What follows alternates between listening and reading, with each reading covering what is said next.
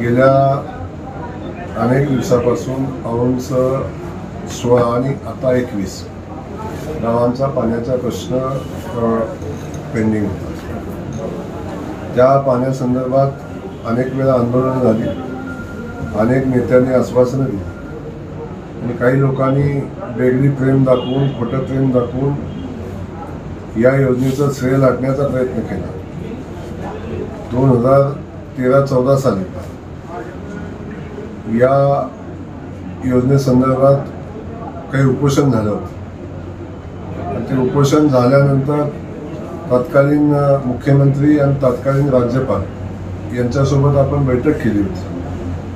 खास करून राज्यपाल महोदयांनी शिष्टमंडळाने आम्हाला सगळ्यांना वेळ दिला होता आणि तसं पत्रही आम्हाला दिलं होतं। त्यावेळी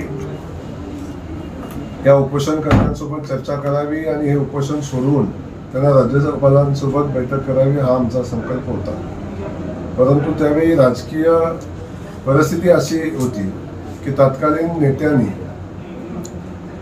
या पाणी योजनेच्या संदर्भात जयकुमार गोरेंना श्रेय मिळू नये अशा पद्धतीची भूमिका घेतली आणि मी पोचायच्या आत 5 मिनिटं उपोषण सोडून रिकामे झाले।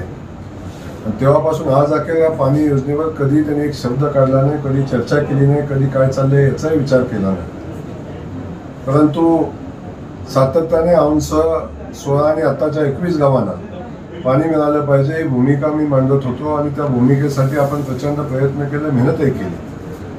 मला सांगायला आनंद होतो की पहिल्या टप्प्यामध्ये औंध 16 गावांना आणि आताच्या 21 गावांना साधारण 1.25 TMC पाणी उपलब्ध झालं आणि ते पाणी उपलब्ध झाल्यानंतर या पाणी योजनेला मान्यता घेण्यासंदर्भात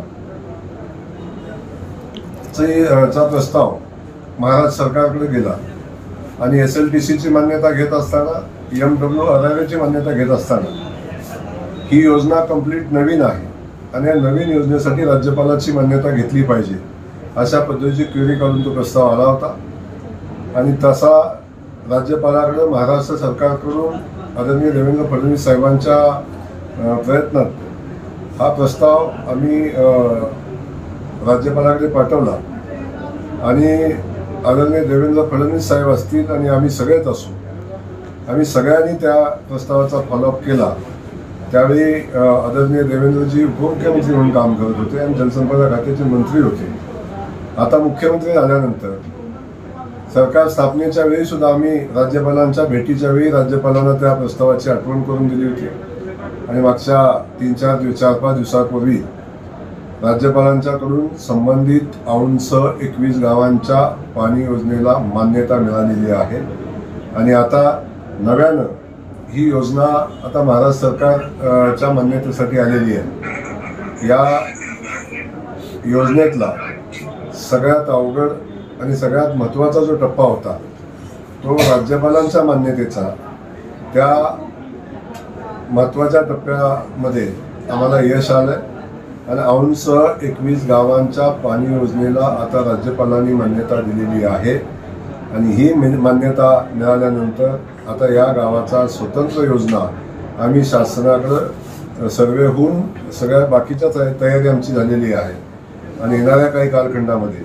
8 तारखेला संबंधित योजनेसंदर्भात संबंधित खात्याचे मंत्री आदरणीय विखे पाटील साहेबांच्या सोबत आपण बैठक लावलेली आहे आणि औंधची पाणी योजना तातडीनं मार्गी लागली पाहिजे। त्या योजनेला शासनाची मान्यता आता घ्यायला लागेल, ती मान्यता घेण्यासंदर्भातली कारवाई आम्ही आता करतो।